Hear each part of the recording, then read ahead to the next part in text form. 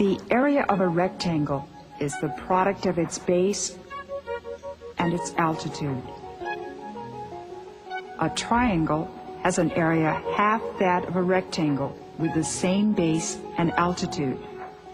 Any plane figure bounded by polygonal lines can be divided into triangular pieces, which makes its area the sum of the areas of all the pieces. But how does one find the area of a curved figure, a parabolic segment, or an even more exotic shape?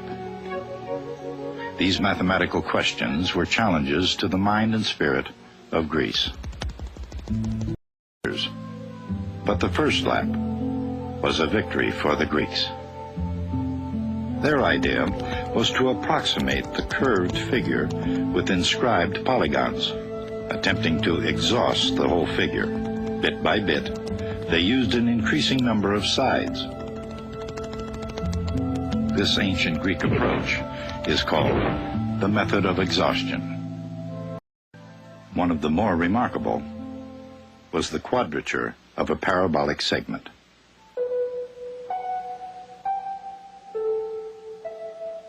Let A of t denote the area between the parabola and the x-axis, from x equals 0 to x equals t. Archimedes showed, by an ingenious geometric argument, that this area is equal to 1/3 t cubed. But as valuable as the parabolic segment was, one of the more remarkable was the quadrature of a parabolic segment.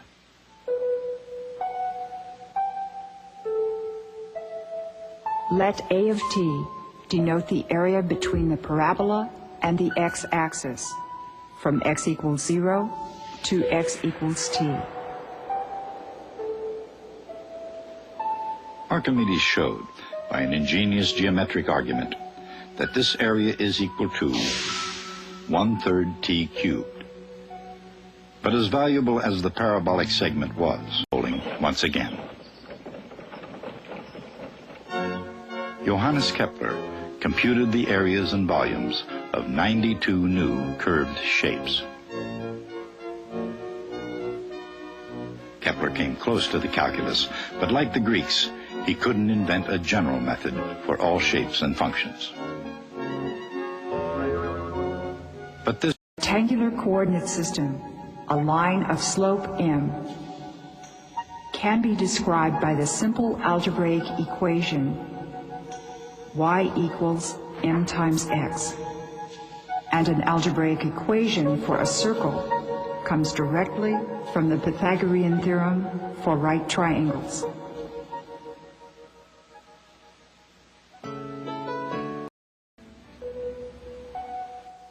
Leibniz incorporated the idea of calculating area by imagining a picket fence of little rectangles.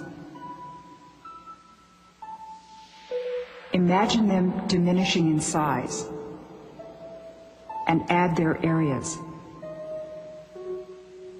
Eventually, their sum approaches a limit, which is equal to the area of the region under the graph of a function.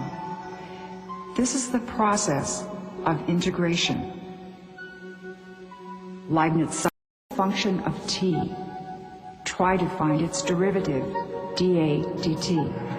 If the area from 0 to t is a of t, then the area from 0 to t plus delta t is a of t plus delta t.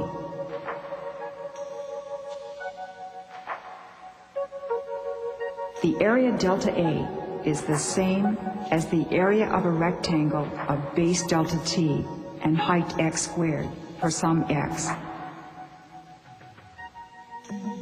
As delta t shrinks to 0, x squared becomes t squared.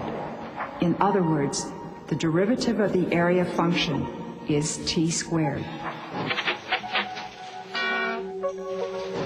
Trying various functions to see which one has t squared as its derivative, 1/3 t cubed eventually comes to mind. That works. And so does 1/3 t cubed plus a constant, because the derivative of a constant is 0.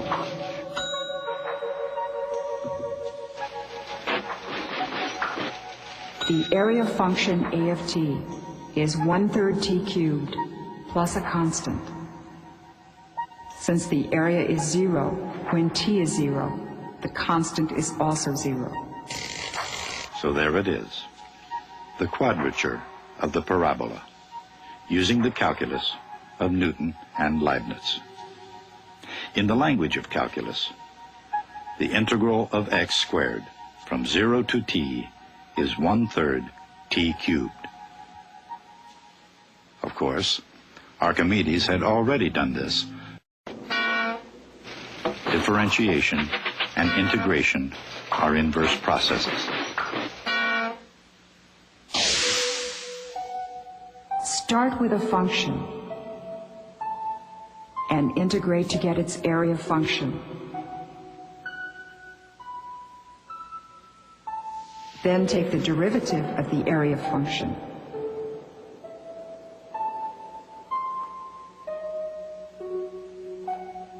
The result is the original function. This phenomenon is called the first fundamental theorem of calculus. On the other hand, the parabola illustrates something else. First, the area of the also has important consequences in the mechanics of moving bodies. Since the derivative of velocity is acceleration, velocity can be obtained by integrating the acceleration.